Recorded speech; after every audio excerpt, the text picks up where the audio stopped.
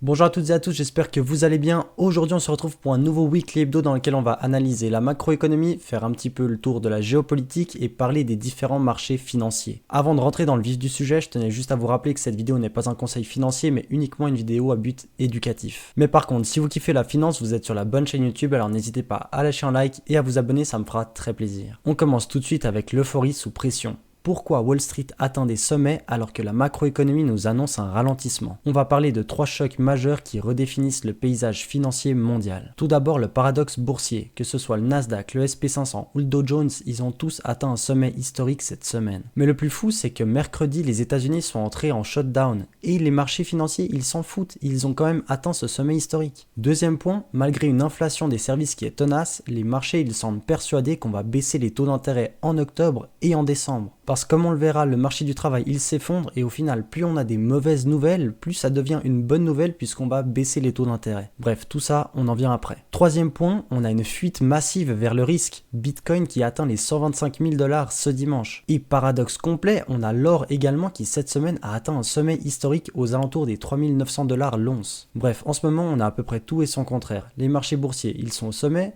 quelques commodities sont au sommet et puis les crypto-monnaies pour les plus grandes elles sont pareil, au sommet. Parlons maintenant quand même du ralentissement qui se confirme. Ça fait plusieurs semaines que je vous le dis maintenant, mais on a certaines données macroéconomiques qui ne mentent pas et elles annoncent un ralentissement économique. Mais le problème, c'est qu'on a toujours cette inflation qui est résistante. Donc vous n'êtes pas surpris maintenant si vous me suivez, mais on est peut-être bien dans une période de stagflation. Parlons maintenant de ces indicateurs qui sont sortis cette semaine et qui annoncent un ralentissement. Le premier, le PMI manufacturier ISM qui est sorti à 49,1 en dessous de la barre des 50. Deuxième indicateur, on peut prendre maintenant celui du non manufacturier qui est sorti à 50 contre 52 en août. Ça nous fait quand même 2 points moins et on est pile sur le seuil critique. Troisième data, on a l'inflation des coûts pour les services qui est sorti à 69,4, bien au-dessus du seuil des 50. Donc pour résumer, on a bien une croissance qui ralentit et une inflation qui est toujours forte. Et puis on se rappelle quand même que la Fed elle a un objectif de 2% d'inflation annualisée. Donc au final, si l'inflation elle explose, ça pourrait bel et bien compliquer le travail de la Fed. On en vient maintenant à l'emploi, le froid qui change tout. Première donnée, c'est moins 32 000 pour les postes ADP. Ça veut bel et bien dire qu'on a eu 32 000 emplois qui ont été perdus alors qu'on s'attendait à 45 000 emplois créés. Bref, c'est la grosse douche froide et si on se concentre sur le mandat de la Fed qui a pour but de limiter le chômage, alors avec cette donnée, on peut bel et bien penser que la Fed elle va baisser les taux d'intérêt pour essayer de faire repartir l'économie. Et d'ailleurs, les marchés ils pensent à 98% que la Fed elle va baisser ses taux d'intérêt de 25 points de base à sa réunion d'octobre. Et puis au final, c'est ça la raison du rallye des marchés financiers. C'est pas nouveau maintenant et je vous le répète, à chaque fois qu'on a une donnée qui sort qui est pour la baisse de taux d'intérêt, et les marchés ils explosent. La Fed qui continue son virage et des taux d'intérêt qui vont baisser. Rappelez-vous, en septembre, la Fed elle a entamé son pivot monétaire. C'est-à-dire qu'avec plusieurs mois consécutifs de taux d'intérêt qui étaient restés au même stade, en septembre, elle a décidé de baisser ses taux d'intérêt de 25 points de base. Donc ce changement d'état, on l'appelle le pivot monétaire. Et puis maintenant, on en est à regarder qu'est-ce qui va se passer en octobre et en décembre. Comme je vous l'ai dit, en octobre, 98% de chances de baisse de taux d'intérêt. Et puis pour décembre, c'est presque pareil, 90% de chances de baisse de taux d'intérêt de 25 points de base. Au final, les marchés ils sont convaincus, les taux d'intérêt ils vont baisser. Et puis ce mercredi 8 octobre, on va avoir les minutes du FOMC qui vont nous apporter plus de précision pour les futures baisses de taux d'intérêt. Parlons maintenant du shutdown aux États-Unis avec un risque de volatilité globale. Alors depuis le 1er octobre, les États-Unis ils sont entrés en phase de shutdown. Et d'ailleurs, si vous voyez pas ce que c'est le shutdown, je vous invite à regarder mon short dans lequel je l'explique. Enfin voilà, avec de nombreux fonctionnaires qui se sont retrouvés au chômage du jour au lendemain, et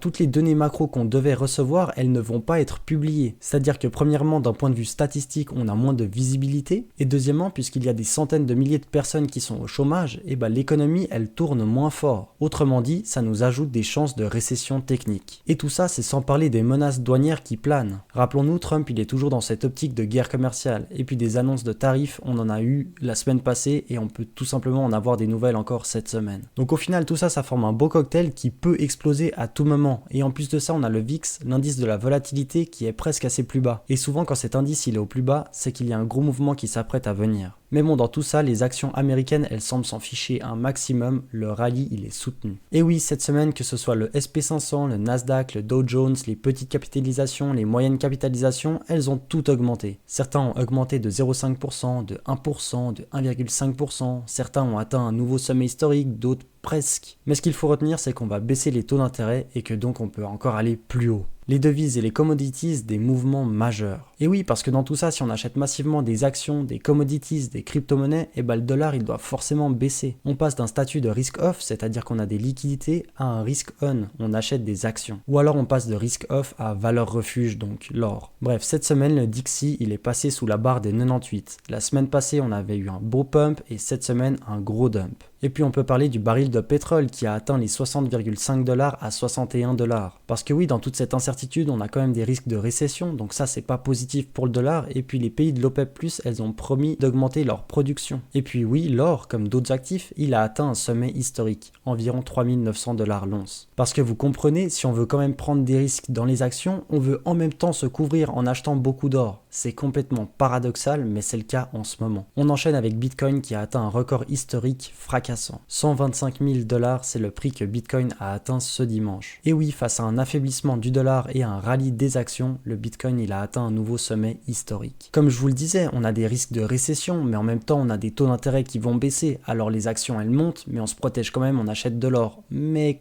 aussi on achète des crypto-monnaies. Et peut-être qu'au final la chose qu'il faut comprendre c'est qu'on veut se protéger de l'inflation qui va galoper. Les actions elles montent pour se protéger de l'inflation. Bitcoin est en soi une valeur refuge, donc on se protège également de l'inflation. Et puis l'or lui-même qui est une valeur refuge, donc une protection contre l'inflation. Ce qu'il faut retenir, c'est que cette semaine, Bitcoin a atteint les 125 000$ et que les afflux sur les ETF étaient monstrueux. En gros, tout Wall Street a foncé sur Bitcoin. On en vient maintenant à l'agenda économique de la semaine qui est tout petit à cause du shutdown. Seule chose qu'on devrait avoir cette semaine, c'est mercredi les minutes du FOMC et jeudi les inscriptions hebdomadaires au chômage. Mais la chose qu'il faut noter, c'est que le shutdown, il peut se régler du jour au lendemain et que du coup, on peut avoir de nouvelles données macroéconomiques qui vont sortir. Mais pour le moment, on aura uniquement ces données que je vous ai écrites. Et vous le voyez par rapport à d'habitude, là c'est le gros brouillard. On en vient maintenant à parler de nos fameux risques et scénarios. Premier scénario haussier, un accord budgétaire. Parce que vous imaginez, en ce moment, on va avoir des baisses de taux d'intérêt et puis on a un shutdown, mais ça on s'en fiche. Par contre, si on a une résolution de shutdown, et là c'est parfait. Parlons maintenant du risque baissier. Là où ça pourrait être plus technique, c'est si le shutdown il s'aggrave et si on a un blocage du plafond de la dette. Et puis en soi, je pense même pas que ce serait si grave que ça. On a bien vu mercredi avec le shutdown, les marchés ils ont baissé et puis au final, ils ont réaugmenté. Mais peut-être qu'à long terme, avec toutes ces incertitudes et l'inflation qui est toujours en place, ça pourrait grincer un petit peu. En conclusion, on l'a bien vu, avec tous les indicateurs qui sont sortis cette semaine, que ce soit sur la croissance ou sur le chômage, on s'attend à une baisse de taux d'intérêt. Donc au final, comment se positionner sachant qu'on est dans une bulle et qu'elle peut éclater à tout moment, mais que tant qu'on a des news qui permettent des baisses de taux d'intérêt,